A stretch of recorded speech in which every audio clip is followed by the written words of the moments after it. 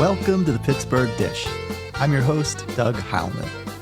How do you practice and improve your menu before opening your restaurant? Pop-ups might be the proven way. We hear all about it from this week's guest. Korean barbecue in Carnegie? That's affirmative. We learn more from the Hungry Huffs. And how many pounds of apples are in your deep dish pie? Erika Bruce pushes the limits in our recipe of the week. All that ahead. Stay tuned. We want to thank Chip and Kale Plant-Based Meals for being an ongoing supporter of the Pittsburgh Dish. Check out their latest menu for items like African peanut stew, Italian sausage tempeh bowls, and tiki masala enchiladas. You can find these dishes and more on their website at chipandkale.com. Now, on to the show. Thank you so much for coming over and for being on the show. Would you introduce yourself and what you have going on right now in the world of food? So, hi everyone. I'm Rafael Vencio. Most people call me Raf because it's easier and it's shorter. Or Okay. Rafa. So currently I am opening up a Filipino restaurant in East Ohio at Northside. It hasn't started yet, so we're anticipating next year around spring, probably April or hopefully earlier than that. I can't wait, by the way. Thank you. Yeah. Me too. I feel like it's been so long and I've worked so much to get to that point. It's just really a long stretch from here, but I'm anxious. I just want to get there. Yeah. And you've been doing a lot already to support that upcoming opening. Can we talk a little bit about what you have going on with the pop-ups right now? Oh, for sure. Yeah. So I just finished the first series, and a theme of that series was to really focus on the protein. So the first one started with beef. The next one was pork, chicken, vegetarian, fish, and seafood. So there were 5 themes. That was great for me because everything under that recipe allowed me to cook those dishes. So it really made me connect back with my roots. I feel like, that opened me up again with my background and my heritage, my culture. So it made me really proud. And were you doing this series over at Soju in Garfield? Yes. It was great. It was it felt very convivial. I think that was the one thing I really wanted to get out of that. And I also wanted to kind of like revisit those recipes because believe it or not, I don't always cook Filipino. Well, no, I'm not always cooking German food every day either. So yes, I get it. And I think I love that like Simon opened up his space and you guys partnered for that. And you're doing more that haven't happened yet.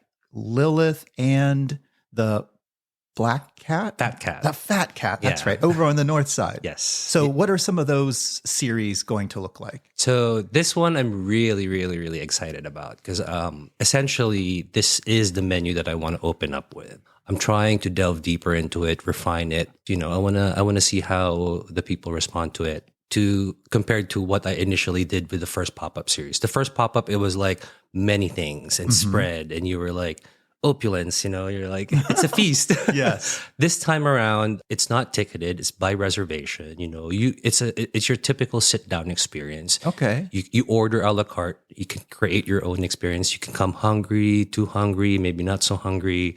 Both of those locations, Lilith and Fat Cat, are going to offer drinks and cocktails to pair with my food. So that's going to be a great dynamic overall. Yes, I love that. Yeah, and I'm really excited about that too. So basically, it's a trial for me. I really want to work on early before I actually open the menu that I want to develop and present.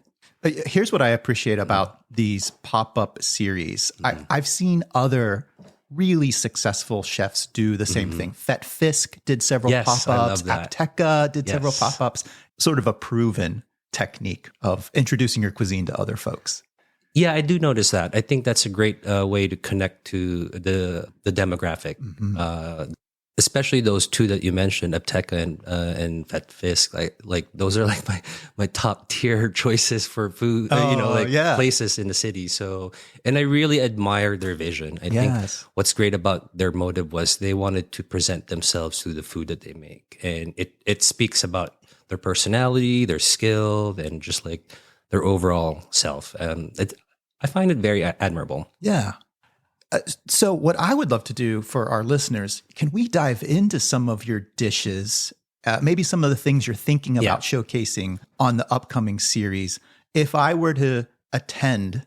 I think I have to go a little into detail about this. Yeah. So first of all, Filipino food, if we really just have to pick a comparison, it's as close as to Mexican cuisine. Oh, okay. Funny enough, you'd be like, what, Mexico? But essentially, historically, we've been influenced by Spain when they colonized the country. And around the time that they colonized the Philippines was the same time they colonized Mexico. So a lot of that interaction was very direct. Hence why most of the foods that we enjoy and even some of the dishes the quintessential dishes that we name in our country are Spanish named, like adobo. Adobo is essentially the quintessential dish of the Filipinos. That's one thing that I'm excited to present. But I think I want to accomplish two things when I'm presenting these dishes. The ones that I feel like would best represent my background. I didn't want to fall into the stereotype.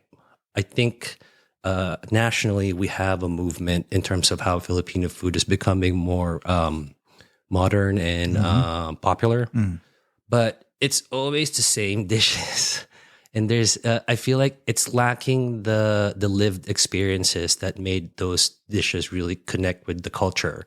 So, for example, adobo for me is not just always meat. Sometimes it's a vegetable like water spinach or kangkong. So, but adobo is typically people immediately think, oh, it's pork or chicken maybe, or both. That's the kind of experience I wanted to present, dishes, and the experience that I really kind of want to evoke. I guess in a typical way that you would expect to put together your meal, you always order based off of like, oh, I want to start with appetizers, and then I'm going to do a salad and maybe a soup, but I can skip that and then a main dessert. Filipinos don't eat that way. We don't really course our food. So that was one aspect of the pop-up dinners that I did that I somewhat it kind of introduced a little bit about.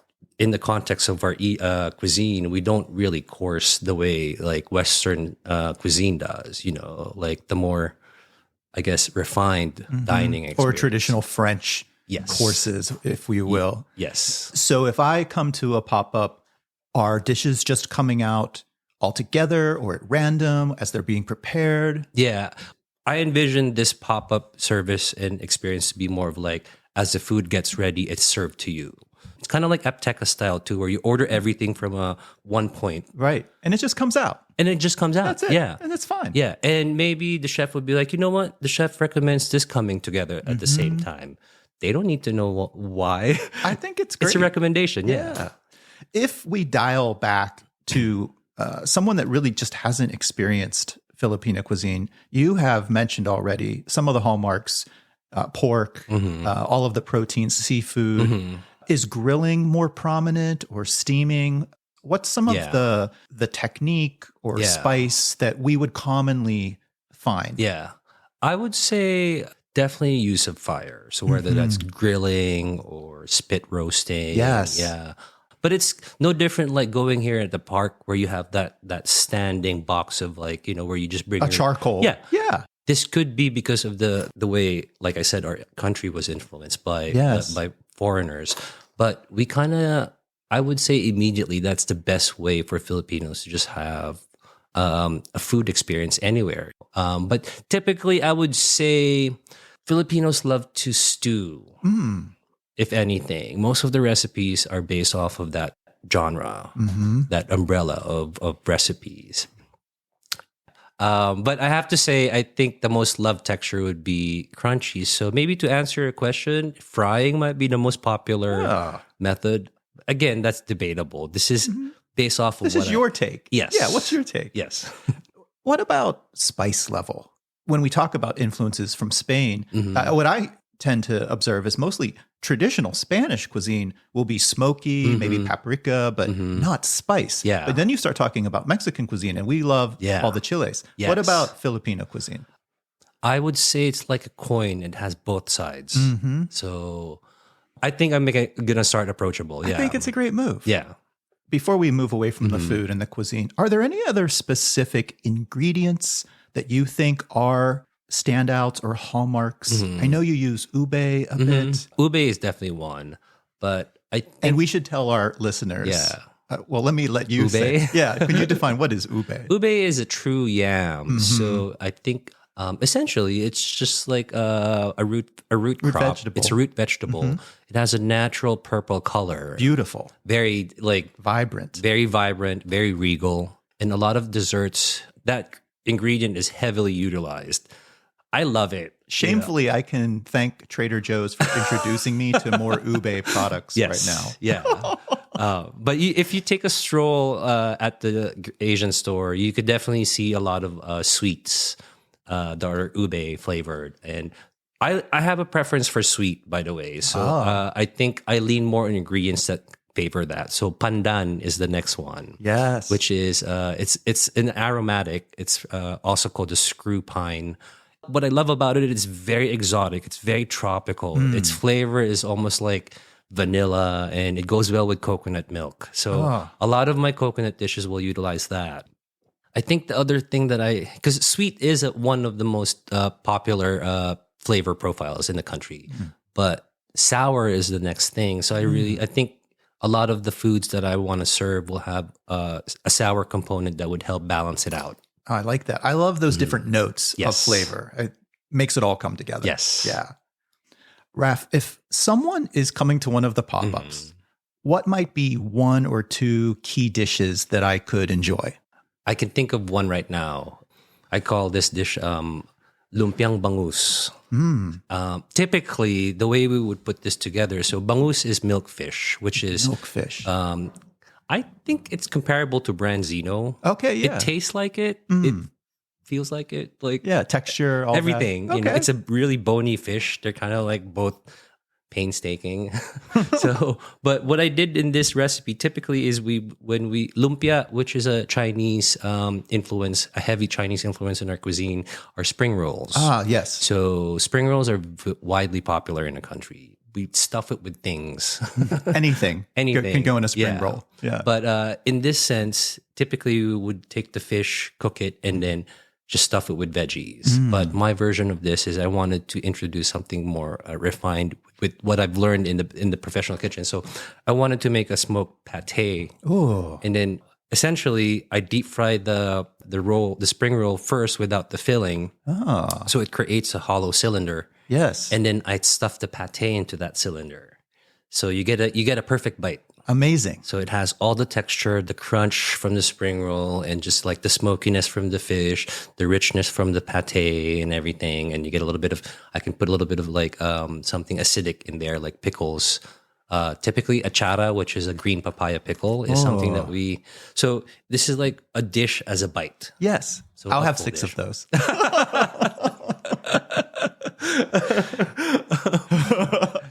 Name the dish for me again. I'll never get this right, I'm lumpia. sure. Lumpia. Lumpia. Okay. Lumpia. And that's Lumpiang bangus. All right. Yeah. Is there one more that you could describe to our listeners? Yeah, I wouldn't necessarily consider this as a complex dish. Okay. This would be a very fundamental food item in our culinary background, the pandesal or the salt bread. Oh, yes. So I guess it's somewhat difficult for me to talk about it because it's so common fare and it's a humble ingredient that like what else is to talk about it? But for me, it's like I love carbs. It's warm bread with salt. What could be wrong? So I've been really developing this recipe. I really wanted to showcase how simple bread is in any culture. I feel like bread is we bat an eye. We don't even consider that. But for me, I remember a lot of mornings. This is something that we like is typical. So it's an everyday thing for Filipinos to have this. It's common fare. So I wanted to refine that in a way where I showcase the many ways that we enjoy it. So it's not just my version per se, but and it spreads into different variances. So sometimes liver spread is another thing. Corned beef is another thing. Sometimes we stuff it with just like sardines and eggs. Is this after the bread is baked, or are you baking? After it's baked? Yeah. Yeah.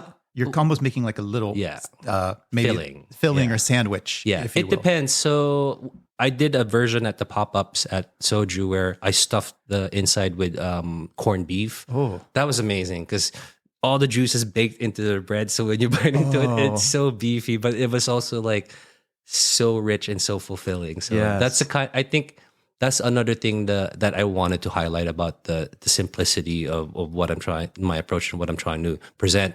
The bread seems something mundane, but you can do so much with something so simple. Yeah. Thank you for that. Yeah, thanks. This is Chef Rafael Vencio, and you're listening to The Pittsburgh Dish. We've talked a little bit about your approach, and obviously you've hinted that you grew up in the Philippines. Can you tell us a little bit about early life and growing up as it relates to food? Yeah. Were there a lot of great cooks in your family, or when did you start cooking? So I credit my grandmother from my dad's mom. Lola is the word for grandma. Oh, yes. You oftentimes you'll hear Filipinos say, my Lola.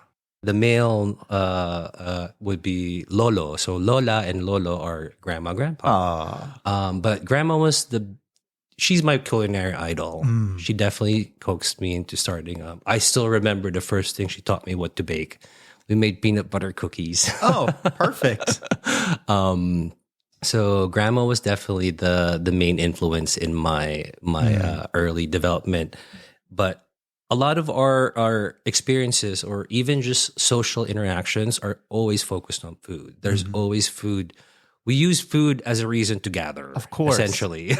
That's my family. Exactly. So we celebrate anything that we can celebrate, whether it's like communion or you had a debut, like birthdays, obviously. Of course, yeah. But even just amongst like we would consider them, I guess in Pittsburgh, are what's smaller than a borough? Like just a small neighborhood? Yeah, like a village or something? Yeah, oftentimes there are celebrations within like those neighborhoods. Yes. That they have their own way of festivities. Their own block parties. Essentially, yeah. But pista, so fiestas is essentially what it is. Oh, that's so great. Did you grow up with a big family? Do you have a lot of siblings? I did. Yeah. So I only have brothers. I have 4 brothers. Oh, wow. I'm second youngest. Okay. You're in that middle part. Okay. Somewhat. It sucks being bottom of a totem pole, by the way. But yeah, I had 5 brothers. We had a very great life in the Philippines because we were fortunate enough to be able to like go to good school, live in a good neighborhood, and we would sometimes. By the way, I became a permanent resident when I was younger, so oftentimes we would go travel here in the U.S. So that's what my life was growing up. Sometimes we would spend summers here in the U.S. Oftentimes we would just have summers in the Philippines with my grandmother, and it was such a great, like, I guess, multi-hemisphere. Yes, you got to experience these 2 different cultures. How long have you been in Pittsburgh? Pittsburgh would be my longest city now, so about 15 years. Okay, wow. Would you call it home now? Yeah, I definitely do. I think everything about it feels very much like home. I think after 15 years. Yeah. You definitely know this. Yeah.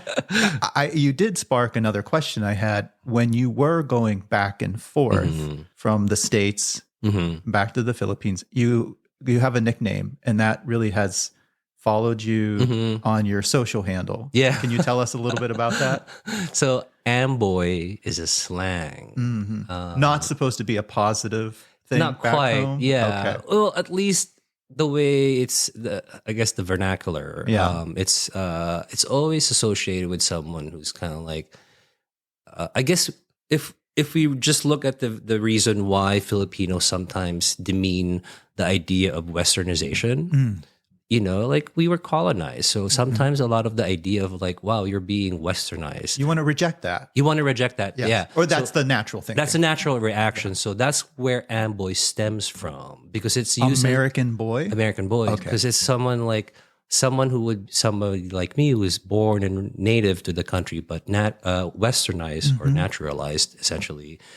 Sometimes locals or some Filipinos would deem that like, oh, you're riding on your high horse. You're so unreachable, or Little something. resentment. Yes, a little resentment. But for the most part, it really is a status, a social status, kind of like recognition.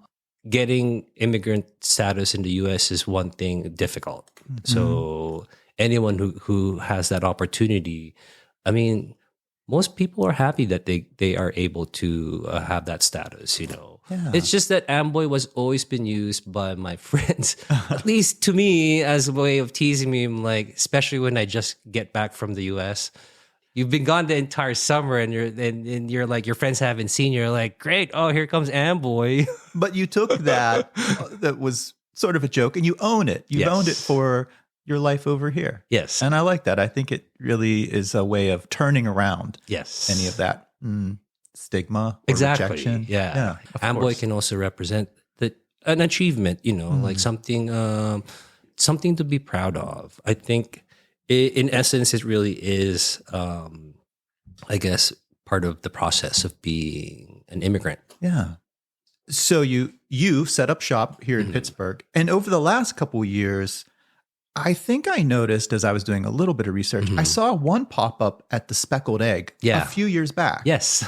But then over the pandemic, there was sort of a transformation into urban farming. Yes. And now we're coming back into the pop-ups and ultimately the restaurant. Yeah. Can you tell us a little bit about that take? A little bit about your journey? Yeah. So the pop-up at Speckled Egg really was my friendship with Jacqueline and Nate, the owners.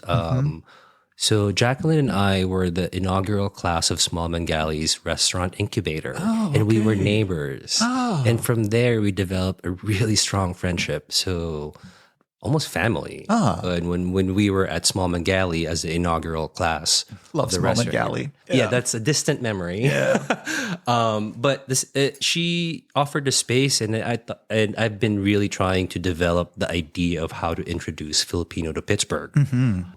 Doing a pop-up dinner at a friend's restaurant really helped, because it made me really express myself comfortably and figure out like what works.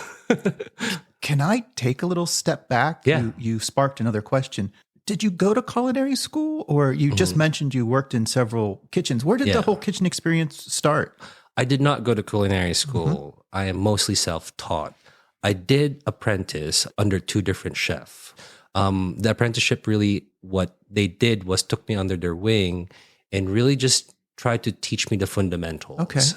I showed an interest in French cuisine, and a lot of those two chefs are focused in that cuisine. So they were able to really, they noticed at first that I stood out, like some natural skill in it that really set me apart. That the first chef really approached me and asked me like, how do you see yourself professionally as someone who cooks? So I think that's where the idea started.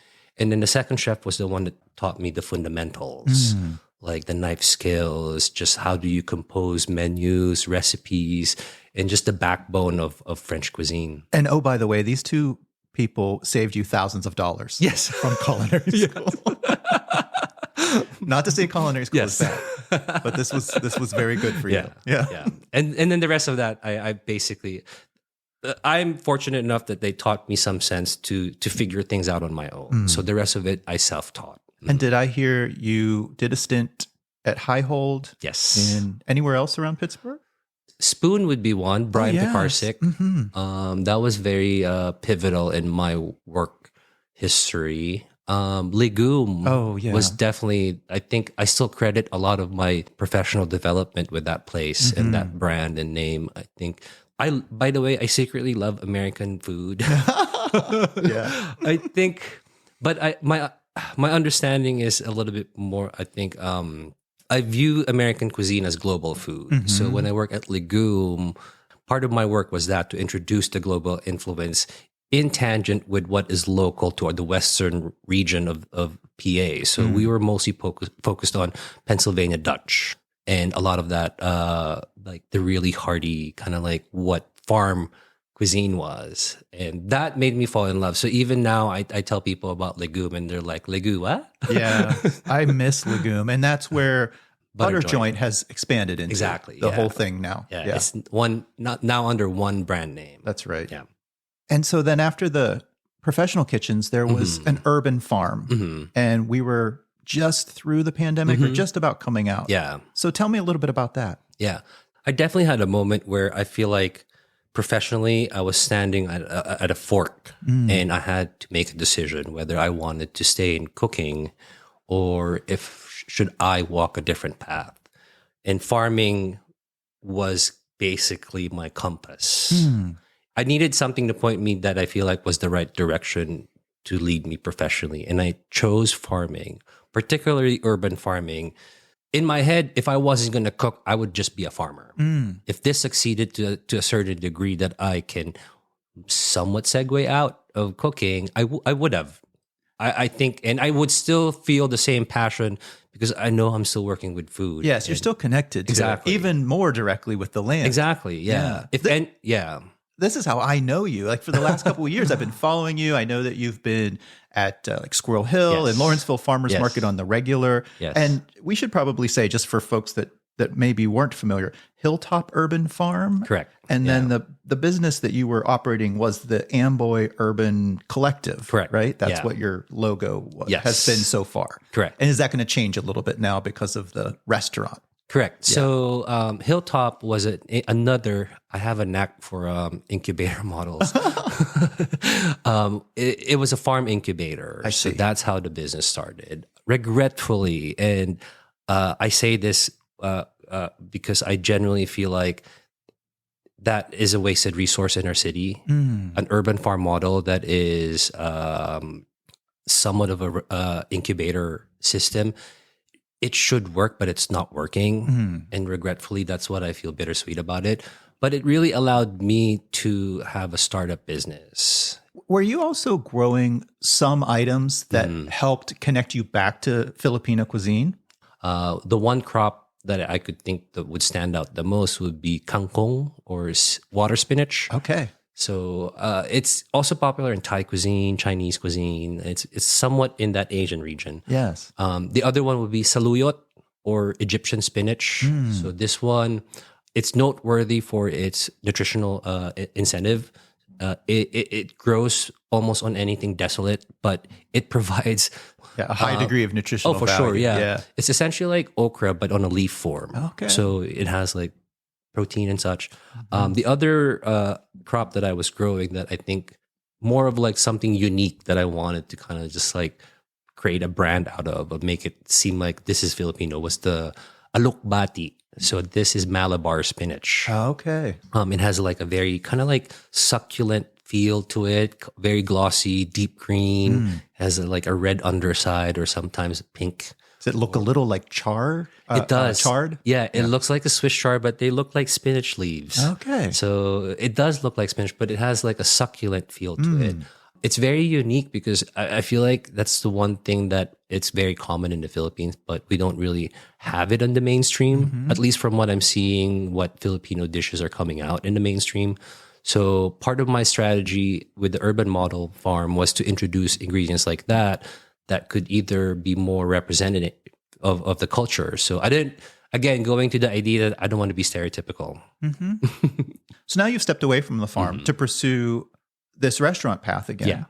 And asking the farmer, like, hey, maybe you can grow me this one crop. Yeah. So now you have your own purveyors sort of planted. So even though you're not continuing your own farm, you've created this model. Others have seen it, and they're also more familiar with those crops. Yes. So they're probably more amenable to trying those out. Exactly. For you or others that want them. Yeah. If anything, my experience during this farm, doing the farmer's market really allowed me to see the potential of the strategy, not just introducing the cuisine, but also the ingredient and just how that really affects the demographic. Because I was there talking to the people at the farmer's market about what these things are. It did feel like I sounded like a broken record player. But I appreciate that. I mean, you grew up in this country. Yeah. You've eaten these things. Yes. You've now brought these viable crops Yes. to Western Pennsylvania. Yes. And can they even grow here? You've probably taken a risk to see how they yield. Yeah. And now you can pass off some of that growing to maybe some other partners. Yes. And really deliver the cuisine. Yes. So if anything, that would be the distillation of my experience with all that. It's good growth. It is good I growth, think it's back to, I think I said earlier, you're sort of experimenting. And Yes. Let's try a little of this. Yes. Let's try a little of that. And now you're all that. I'm a lifelong learner, so that works for me. Me too, yeah. I think for me, at least, I love just being able to progress. Yeah. Well, let's talk about progression. So let's talk about what's next. On this day that we're recording, you have some upcoming pop-ups. Yes. Can you just give us a quick list of what's on the docket for you? Yeah. I think Lilith and at Fat Cat. The first one is October 19th at Fat Cat. It starts at 5 and hopefully lasts until 10. You have multiple seatings. There are multiple seatings, yeah. And we'll talk about your website in a second. This is where they can go to book. Yes. Right? So make a reservation. Yeah, but Fat Cat is an event space. So we're hoping that we are able to pair my food with maybe a performer, whether it's a DJ or anyone. Oh, that's great. But it is an event space, so it is meant to be very somewhat transient. So and transformational. Exactly, Right. yeah. But there are sit-down spaces that's why I'm taking the reservations. So at least for Fat Cat, you can go to the website, amboypittsburgh.com, and go on the link for pop-up. And it just shows you the dates, and you can choose the time. But it's a more structured one. The one at Lilith, which happens on October 27th, this one is on a Sunday. Okay. This is a little bit more based off of how they would seat their restaurant. So I'm following their structure to make it more fluid and more natural.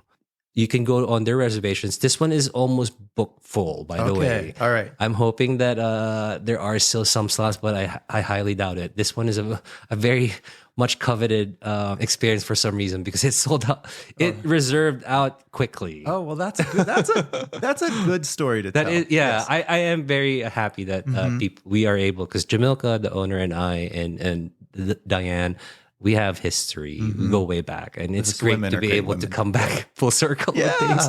Yeah. And for folks that are still looking, there are several more dates into November and December at Fat Cat.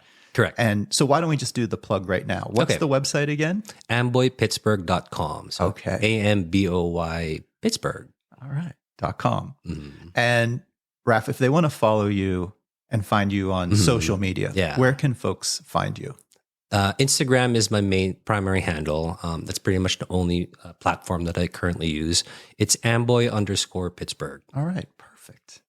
Rafael, it's been so great to talk with you. Thank you for having me. I enjoyed myself a lot. I have one more question for you. Yes. The name of the show is The Pittsburgh Dish. What's the best dish you've eaten this past week? Oh, this past week? I have one in mind. So I was at Tokyo Japanese in Shady Side, and I picked up a bento box for lunch. And something about it, it was so comforting. Oh. I mean, it might seem normal and I guess common fare, but something about that it just got my attention. All and right. I would say it's maybe many dishes because it's a bento box. Yeah, it's a bento box. But overall, looking at it as a one thing, that would be it. Hit all the notes. Best bites this week. Yes. Chef Rafael Vencio, thank you so much for being on the Pittsburgh Dish. Thank you for having me. In addition to the fun pop-up dates that Raf mentioned for his upcoming restaurant, we wanted to mention one more community event, and that is the Street Festival. Street spelled STREAT, being hosted by the Downtown Neighbors Alliance. It'll be taking place on 8th and Penn, October 19th and 20th, from noon to 6 p.m. Check it out. Up next, if you're doing some searching for Korean barbecue, look no further than downtown Carnegie. Alex and Chantal Huff tell us a little bit more. So we're talking today with Alex and Chantal of the Hungry Huffs.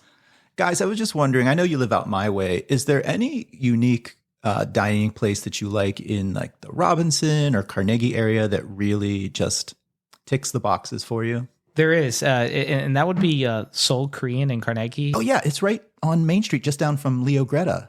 That's right. It's a small little spot. Like they don't have too many seats in there, but I promise like the food is worth the wait, whether you're getting it to go or eating in there. Everything is, house made from the Banchan, I think. Yeah, the banchan, the different kimchis, daikon, pickled daikon. They have everything that goes with, the Korean beef or the bulgogi, whatever you're really looking for.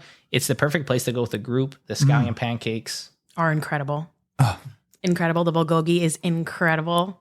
You'll never eat anything dry there. It is amazing. I'm pretty sure it's family run. That is perfect, as it should be. Yeah. Right? Chantal, what are some other dishes that you've really enjoyed there? Well, like I said, I love the bulgogi there. I love the scallion pancake. I like the bibimbap. I think that's how you say it, right? Mm-hmm. Let's just go with it. Yeah. Was there any other dishes that any of your friends tried that you were like, ooh, I've never done that one? Actually, the one I think we forgot was the kimchi pancake. I love it. Their kimchi's out of this world there. It's super like, I don't know, just having something like super fresh and the kimchi that they make there. And it's nice to see, as Chantal mentioned, like it is family owned. I think there's like the family working in the kitchen. So you guys said the place isn't very big. Are they also known for takeout? Like, is that like a really good thing to plan if you do have a big group? Yeah, I think if you have a big group, the best thing to do would be takeout. My brother is obsessed with this place. He goes here at least once a week. He's obsessed with Korean food. Wow. Yeah. So he picks it up, I would say, on a weekly basis. And it looks like they're open 5 to 9 p.m. Most days. They're closed Sundays and Mondays right now. Mm-hmm. Seoul Korean BBQ on Main Street in Carnegie. Yep. And it is really reasonably priced too. Yeah, it's very reasonably priced for Korean food. Excellent. Chantal, Alex, thank you both so much. Thank you for Thank having you. us. You can follow Chantal and Alex on Instagram at Hungry Huffs. Lately, it seems like pumpkin spice has taken our attention away from apple season altogether. Well, in our recipe of the week, Erika Bruce of Third Space Bakery shines a spotlight on a pie that gives apple season the shine it deserves. Hey everybody, we're back with my friend Erika Bruce from Third Space Bakery. And Erika, we're getting into the fall season and holiday time. Mm-hmm. I know you're a professional baker with a lot of experience under your belt. Is there a favorite recipe you make this time of year? Yes, for sure. And I don't just make it this time of year. I think I make it pretty much all year long. But I'm a big fan of my deep dish apple pie, which is actually a recipe I developed while I was working at Cooks Illustrated magazine. Do they still have it in print? Could we? Oh, yes. Mm-hmm. So we can link it for our listeners. Oh, yeah. Well, describe it, because I mean, apple pie is can really vary, right? So when you say deep dish, what are we talking about here? So deep dish, basically my assignment was to pack as many apples into this pie as humanly possible. And the trick was to pre-cook the apple filling. Oh, okay. Very gently. Like saute it on a yeah, stove like top? it would even like saute, just more like a poaching maybe. Oh. And then I also use very minimal seasonings because, and I like to use a blend of different apples. And obviously I try to use what's local. Yes. But I like a combination of sweet and really tart apples. Avoid Macintoshes because they'll break down. Yeah, you don't want apple sauce here. Exactly. I mean, I love the flavor of Macintosh, but yeah. And then just a tiny bit of cinnamon, a little bit of lemon zest. Sometimes I like allspice, but just really it's all about the apples. Do you have any idea how many pounds of apples, when you're saying you're trying to get as many in this pie? We're talking like a 9-ish inch pie plate? 9-inch. Yeah. Double crust pie. I believe we're going to fact check this. I believe it's 5 pounds. Oh, that's a crazy amount. Yeah. I mean, and after you it could be 10 pounds. We need to check. Oh my gosh, let's check.